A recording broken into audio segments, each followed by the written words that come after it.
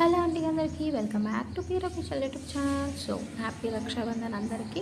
తిను మా పెద్ద వదిన రాఖీ కట్టడానికి అయితే కమ్మ వచ్చేసింది. సో మా పెద్ద వదిన అంటే చాలా ఇష్టం. సో ఆశీర్వదించేశారు. తిను మా మూడవ వదిన. రెండవ వదిన రాలేకపోయింది, కొంచెం వర్క్ ఉంది. సో తిను మా మూడవ వదిన చాలా క్యూట్ ఉంటుంది. సో రాఖీ కట్టడం అయిపోయింది.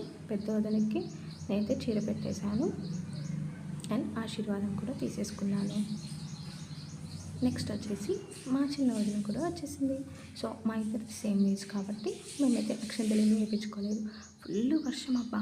ఈ వర్షంలో కూడా తడుచుకుంటూనే మళ్ళీ కొత్తగూడెం వెళ్ళిపోయాం. సో కొత్తగూడెం వెళ్ళాక ఫ్యామిలీ ఫోటో తప్పదు కదా, సో తీసేసుకున్నాం.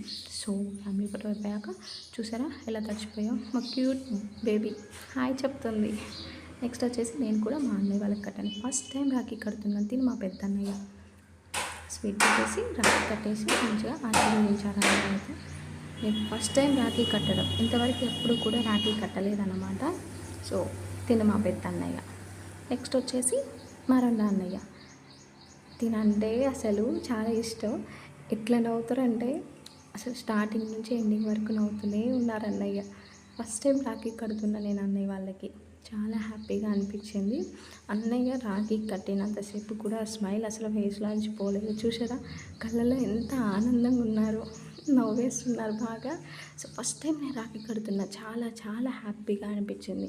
మా వారు నాకు ఇచ్చిన పెద్ద గిఫ్ట్ ఏంటంటే ఈ రాఖీ కట్టడం. నాకు ముగ్గురు అన్నయ్యలు ఇచ్చారు. పుట్టినప్పటి నుంచి అన్నయ్య లేదని చాలా ఫీల్ అయ్యేదాన్ని. ఇప్పుడు హ్యాపీ. సో తినొచ్చేసి మా మూడో అన్నయ్య. అన్నయ్యకి కూడా రాఖీ కట్టేశాను. అన్నయ్య వాళ్ళ పాప. సో చాలా హ్యాపీగా అనిపించింది. ఫుల్ ఎంజాయ్ చేసినాము అందరం కలిసి. రాఖీ కట్టడం అయిపోయిన తర్వాత ఆశీర్వాదం తీసుకున్నాం. తను మా మూడవ వదిన. ఇందాక చూసారు కదా వీడియోలో, చూసారా ఎంతమంది పిల్లలు ఉన్నారు. ముగ్గురు వదిన వాళ్ళ పిల్లలు అందరూ. తిను మా పెద్ద వదిన నాకు శారీ పెట్టేసింది. తిను మా రెండవ వదిన అక్కడికి రాలేకపోయింది, ఇక్కడ కలిసాం మేము. తిను వచ్చేసి మా మూడవ వదిన. సో ప్లీజ్ లైక్ చేసి సబ్స్క్రైబ్ చేసి ఛానల్